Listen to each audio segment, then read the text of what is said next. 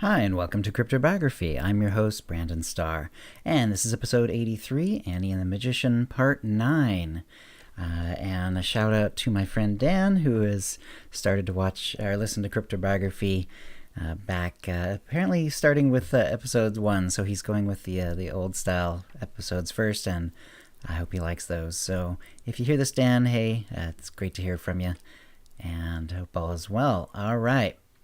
So, if you have comments or questions about this episode or previous episodes, cryptobiography@gmail.com, or hit us up on Twitter or Facebook. And here we go. She went right back to their room. Quarry was in a chair, staring straight at the door. "Where have you been?" he asked pointedly. "Getting information," she said. "Tell me everything," he said. She did, and saw his face go from angry to some combination of emotions she couldn't name. "And you don't think Cook will let on that we know, and he'll let the food and drink continue?" "Yes." "Okay, I trust you." Anastasia felt her cheeks warm and hoped the room, which was getting quite dark, hid her blush. "That gives us some time," Quarry said. "To do what?"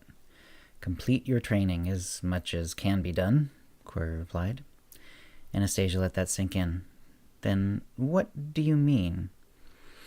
"I mean, there isn't much I can do about the poison, so we will focus on what we can do. If I survive and am in good enough shape, I will return to my work. If I do not, then you will have the greatest amount of help you can." Anastasia bowed. "Cupigula was more ruthless than I thought," Quarry mused. "Though I knew he didn't brook competition, I thought if I closeted us in this room, that he would stop seeing me as a potential rival and eventually return to his home. Instead, he found a way at me." "I will have to write some letters," Quarry said. "I also need to let you know some of my more mundane secrets."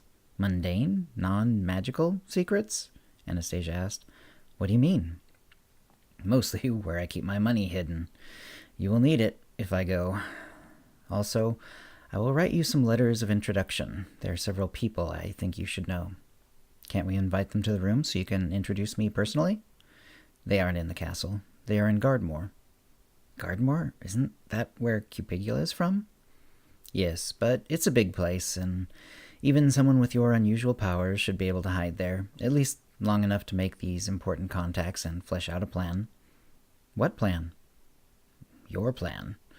I'll give you advice, but in the end, what you do will be up to you, and so will how you do it. Set up shop somewhere, or be an itinerant magician. Go for fame, and therefore fortune, or be a name whispered among only a few in the know." Anastasia nodded her understanding. "I'll also give you everything I can on the healing ether, what ingredients and what processes I was going to try to make it. I really think I'm close. I'm still hoping I'll pull through, or at least stay healthy enough to see it made." "If we make it, won't we then be able to cure you?" Anastasia asked. "Possibly. The ether is supposed to work by returning the patient to a healthy state. With long-term damage from a poison, it's possible the ether simply won't be able to return my body to a healthy state. My body may not remember its healthy state, so my body may not respond. But then again, perhaps it will. This is why the healing ether has been such a difficult one. Magicians, for ages now, have found properties that could be transferred to ethers, and then the ether transferred that property onto its subject. So the first ethers gave weight, as from stone, or strength, as from iron. They got more clever over time. My research has shown that. Combinations of ethers, or of ingredients to make a single new ether, with much, unfortunately, lost and rediscovered over and over again.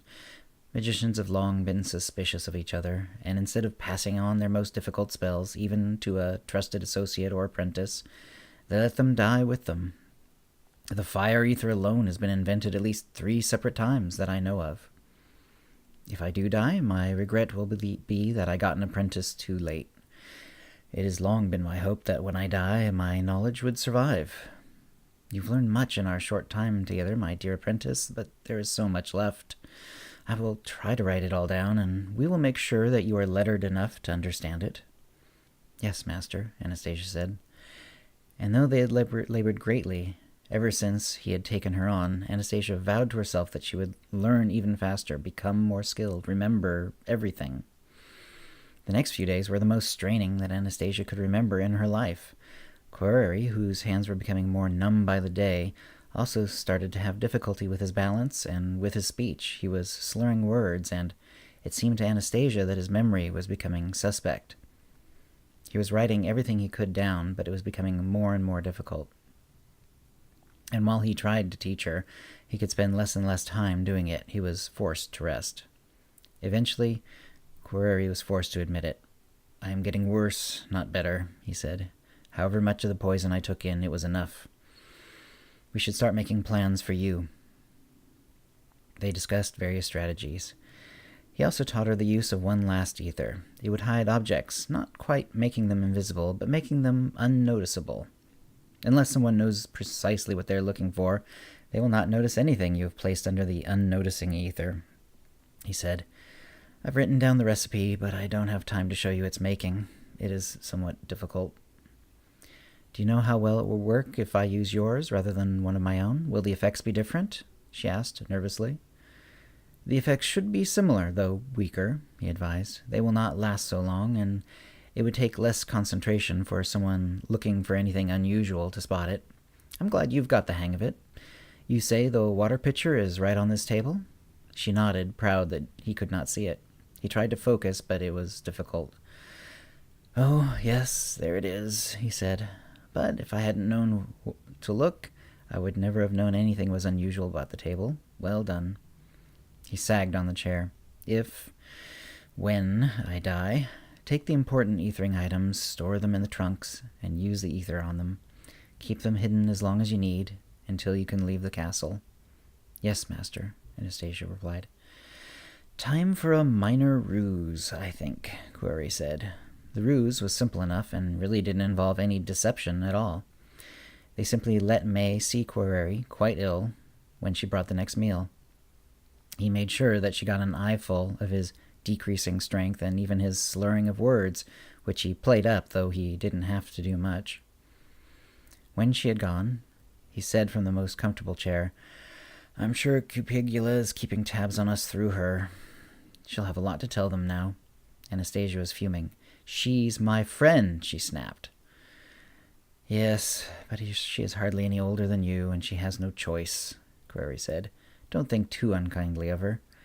If she kept her mouth shut, she would be hurt. Or they would have someone else bring the food, someone from their camp, no doubt." Anastasia had to agree. "How much does she know of your advancement in magic?" Quirrell asked. "Not all that much," Anastasia replied, thinking back. "She knows I can do an ethering, and I guess I told her how exciting it was being around magic, starting to do magic. Beyond that, I don't think she knows much about my skills." "Yeah, you've been a most capable student," Quirrell said. "I think when I die that it would be best if you, after hiding the equipment as best you can, play up that you haven't learned much of anything at all, and beg to return to the kitchens. Many apprentices either fail or their masters are exceedingly slow to give them their secrets, history of suspicion and all that.